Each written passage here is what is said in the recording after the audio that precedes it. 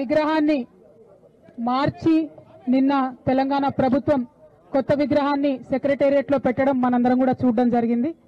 మరి ఆ విగ్రహం పెట్టేటటువంటి సందర్భంలో ముఖ్యమంత్రి రేవంత్ రెడ్డి గారు ఒక మాట అన్నారు.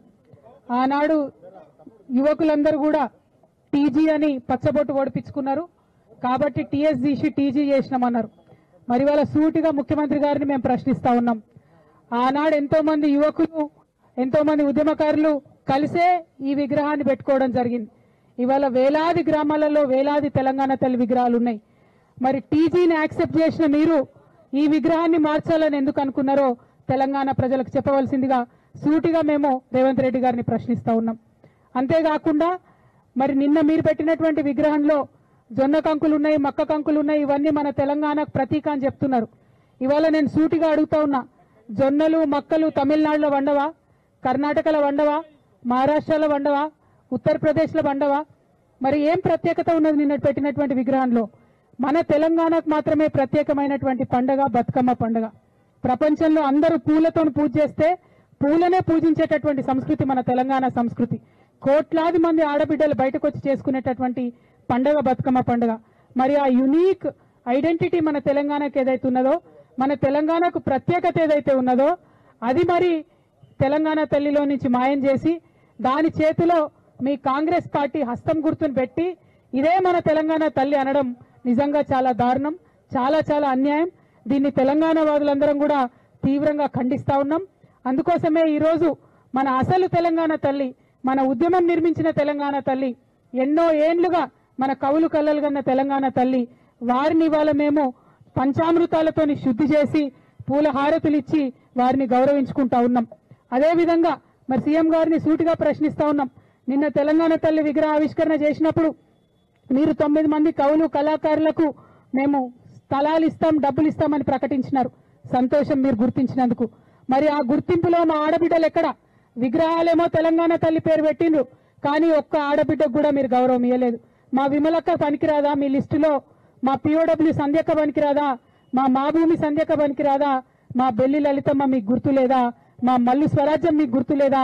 మా సదా లక్ష్మమ్మ మీకు గుర్తు లేదా అని చెప్పి ఇవాళ గౌరవ ముఖ్యమంత్రి గారు నేను ప్రశ్నిస్తా ఉన్నా. అంటే మహిళలకేమో విగ్రహాలు ఇచ్చేటివేమో పురుషులకు మీరు వరాలు ఇస్తా ఉన్నారు. ఇది చాలా అన్యాయం. మీరు ఎన్నికల మేనిఫెస్టోలో కూడా చెప్పిండ్రు. ఏమని చెప్పిండ్రు? మహిళలకు 2500 ఇస్తామన్నారు.